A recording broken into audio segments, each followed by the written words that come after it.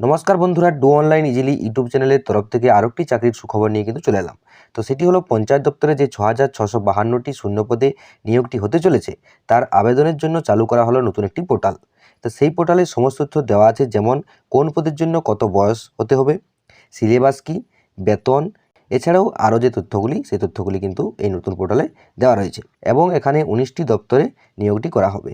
তো আপনারা পুরো তথ্যটি দেখে নিন, আর ভিডিওটি ভালো লাগলে অবশ্যই ভিডিওতে একটা লাইক দিয়ে যাবেন এবং যদি আপনি চ্যানেলে আমার নতুন হন তাহলে অবশ্যই চ্যানেলটিকে সাবস্ক্রাইব করে অন নোটিফিকেশনটি অন করে রাখুন, যাতে আপনি সমস্ত রকম চাকরির খবর এবং বিভিন্ন সরকারি প্রকল্পের তথ্য সবার আগে পেয়ে যান। তো দেখুন, তো আপনারা দেখতে পাচ্ছেন যে আমি পঞ্চায়েত ডিপার্টমেন্টের যে অফিসিয়াল ওয়েবসাইট, সেই অফিসিয়াল ওয়েবসাইটে আছি। তারপরে দেখুন আপনারা department of panchayat and rural development, তো আমি এর অফিসিয়াল ওয়েবসাইটটিতে কিন্তু আছি। তো এখানে আপনারা দেখতে পাবেন যে নতুন পোর্টালটি চালু করেছে, সেখানে দেখতে পাচ্ছেন পঞ্চায়েত রিক্রুটমেন্ট নিউ বলে। তো আপনারা এই জায়গাটাতে ক্লিক করে দেবেন। তো ক্লিক করার পরে আপনাদেরকে এই পেজটাতে কিন্তু রিডাইরেক্ট করবে। তো সেখানে আপনারা বাঁ দিকে দেখতে পাবেন যে হোম, তারপরে দেখতে পাচ্ছেন যে ক্যান্ডিডেট গাইডেন্স। তো আপনারা এই জায়গাটাতে ক্লিক করবেন। ক্লিক করার পরে আপনারা একটু নিচের দিকে দেখুন, এখানে দেখতে পাবেন যে লিস্ট অফ পোস্ট। তো আপনারা এই জায়গাটাতে ক্লিক করবেন। ক্লিক করার সাথে সাথে আপনাদের সামনে এরকম একটা পেজ কিন্তু খুলে যাবে। তো আপনারা এখানে দেখতে পাচ্ছেন 1-2 করে এরকমভাবে এখানে 19টি কিন্তু পদে নিয়োগটি করা হবে। তা প্রত্যেকটি পদের জন্য যে তথ্যগুলি, সেই তথ্যগুলি আপনারা এই জায়গাটাতে দেখুন। আমি 2 নম্বরে লেখা আছে গ্রাম পঞ্চায়েত কর্মী। তো আমি এই জায়গাটাতে ক্লিক করে দেবো। ক্লিক করার পরেই এরকম একটা পেজ কিন্তু খুলবে। দেখুন অ্যাটাচমেন্ট, এই জায়গাটাতে আপনারা কিন্তু ক্লিক করবেন, তাহলে যে নোটিফিকেশনটা কিন্তু ডাউনলোড হয়ে যাবে। তো দেখুন আমি নোটিশটা আপনাদেরকে দেখিয়ে দিচ্ছি। তো দেখুন নোটিশটি চলে এসেছে। সেখানে লেখা আছে recruitment of the different post of panchayat bodies 2024-25 গ্রাম পঞ্চায়েত কর্মী। তো সেখানে দেখতে পাবেন আপনারা এলিজিবিলিটি ক্রাইটেরিয়া। দেখুন লেখা আছে essential citizen of India defined in part of the constitution of India, অর্থাৎ আপনাকে কিন্তু ভারতীয় নাগরিক হতে হবে। 2 নম্বরে বলা আছে must have passed the final examination of class 8 from any recognised institution, অর্থাৎ আপনাদেরকে এই যে গ্রাম পঞ্চায়েত কর্মীর জন্য আপনাদেরকে কিন্তু 8 পাস যোগ্যতায় আপনারা এখানে আবেদন করতে পারবেন। এবার দেখুন বয়স বলা হয়েছে ইডাব্লিউএস এর জন্য 18 থেকে 40 বছর, ওবিসি এর জন্য 18 থেকে 43 বছর, ওবিসির বির জন্য 18 থেকে 43 বছর এবং শিডিউল কাস্টের জন্য 18 থেকে 45 বছর এবং এসসির জন্য 18 থেকে 45 বছর এবং জেনারেলদের জন্য 18 থেকে 40 বছর হলেই কিন্তু আপনারা এখানে আবেদন করতে পারবেন। এরপর স্কেল অফ পে, এখানে দেখুন বলা হয়েছে 17,000 টাকা থেকে 43,600 টাকা কিন্তু আপনারা বেতন পেয়ে যাবেন। এরপর প্রত্যেকটি এরকমভাবে সিলেবাসগুলো কিন্তু দেওয়া আছে। দেখুন এখানে আবেদনের পরে আপনাদেরকে যে সিলেবাসের পরীক্ষাটি নেওয়া হবে সেটা হচ্ছে যে ইংলিশ 10 নম্বরের, বলা হয়েছে ক্লাস 8 স্ট্যান্ডার্ড, এবার বাংলা 13 নম্বরের। দেখুন সবগুলোতে কিন্তু 8 স্ট্যান্ডার্ডের কিন্তু হিসাবে আপনাদের কোশ্চেন থাকবে। এরপর ইন্টারভিউ থাকবে কিন্তু 15 নম্বরের। তো আপনারা প্রত্যেকটি ডিপার্টমেন্টের যে নোটিশগুলি, সেই নোটিশগুলি আপনারা এখানে পেয়ে যাবেন। ধরুন আমি আরেকটা দেখিয়ে দিচ্ছি নির্মাণ সহায়ক, সেখানেও একই রকমভাবে আমি ডাউনলোড করে নেব নোটিফিকেশানটা। দেখুন নির্মাণ সহায়কের যে নোটিফিকেশান, সেই নোটিফিকেশানটি খুলে গেল।